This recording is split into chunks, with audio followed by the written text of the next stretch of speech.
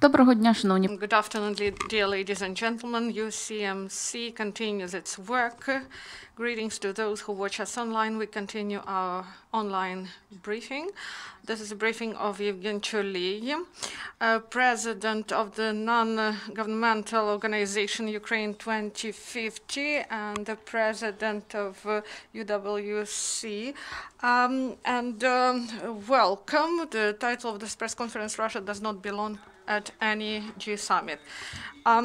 I welcome everyone to this press conference of the non-governmental organization Ukraine-2050 in order to state that Russia does not belong at any G-summit.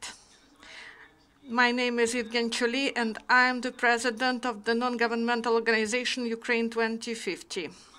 The non-governmental organization Ukraine-2050 is a non-profit organization established to help implement within one generation by 2050 strategies for the sustainable development of Ukraine as a fully independent, territorially integral, democratic, reformed, and economically competitive European state.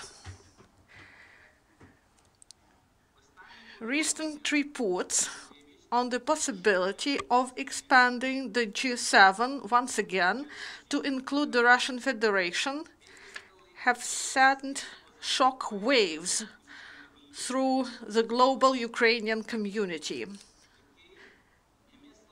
Such an unimaginable move in the reality of today's geopolitical climate would make an absolute mockery of the G7 Hague Declaration adopted on the 24th of March 2014 by G7 leaders and EU presidents in support of Ukraine's sovereignty, territorial integrity, and independence. The G7 Hague Declaration states unequivocally that the leaders of Canada, France, Germany, Italy, Japan, the United Kingdom, and the United States, the President of the European Council and the President of the European Commission met in The Hague to first reaffirm their support for Ukraine's sovereignty, territorial integrity, and independence. Second, strongly condemn Russia's illegal attempt to annex Crimea in contravention of international law and specific international obligations. Third, notify that they remain ready to intensify actions, including coordinated sectoral sanctions that will have an increasingly significant impact on the Russian economy if Russia continues to escalate the situation. And fourth, suspend their participation in the G8 format until Russia changes course and the environment comes back to where the G8 is able to have a meaningful discussion. Since the G7 Hague Declaration, Russia has clearly accentuated its utter disdain for international law and the fundamental values shared by all G7 member states and the EU.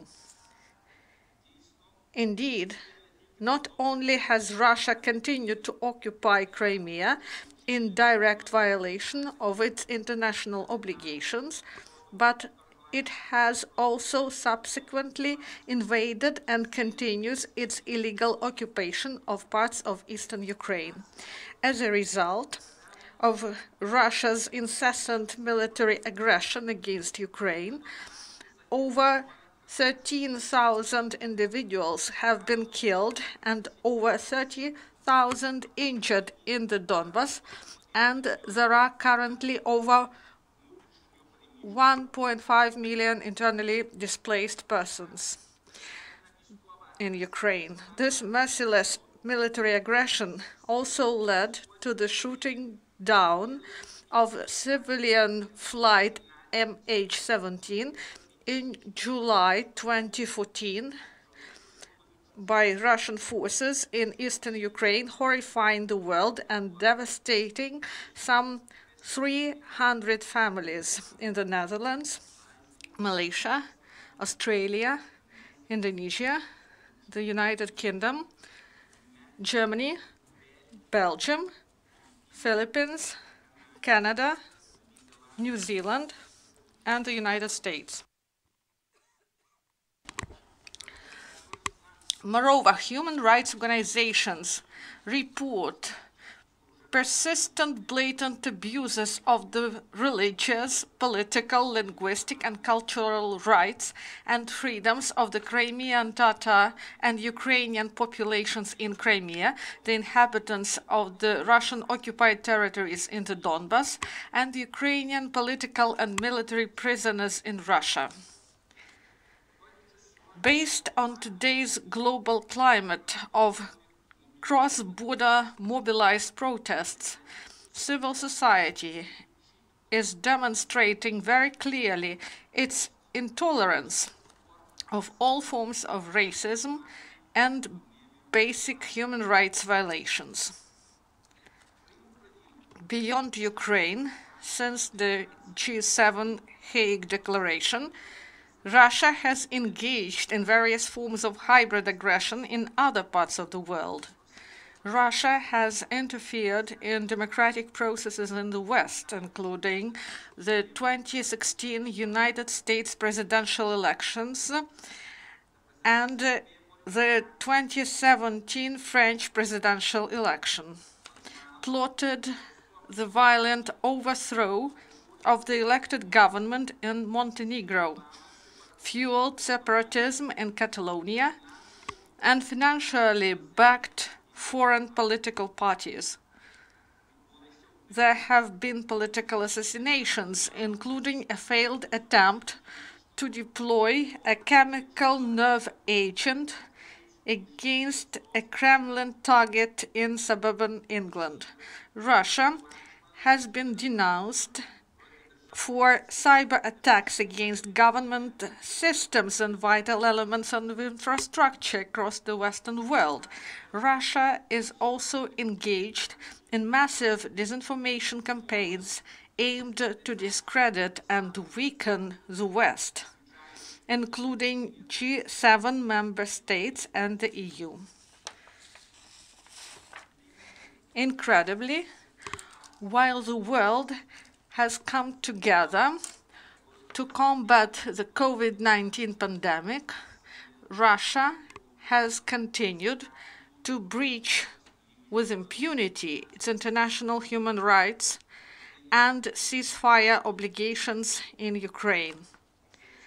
Under these circumstances, any talk of expanding the G7 to include the Russian Federation, even if ultimately dismissed, will nevertheless exhibit an appearance of discord in this respect.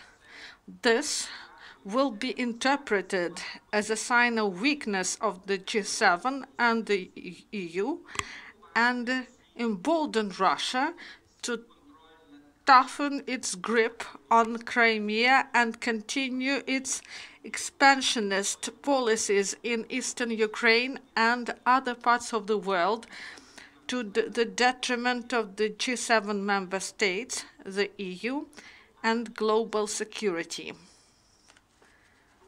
Therefore, the non-governmental organization Ukraine-2050 sent an open letter to the G7 leaders and EU presidents calling on them to issue a clear declaration confirming, first, their commitment to the implementation of the G7 Hague Declaration, second, their continued support of Ukraine's sovereignty, territorial integrity, and independence. Third, that they shall not reinstate their participation in the former G8 format, nor invite the Russian Federation to participate in future G7 summits until such time as Russia has unanimously demonstrated that it shares the fundamental values of the G7 member states and the EU, including respect for the principles of sovereignty and non-interference in the affairs of other states, and has fully ceased its illegal occupation of Crimea and parts of eastern Ukraine. Thank you for your attention. We thank you, Yevgeny, and we thank all our audience. So that is the end of press briefing. Have a nice day.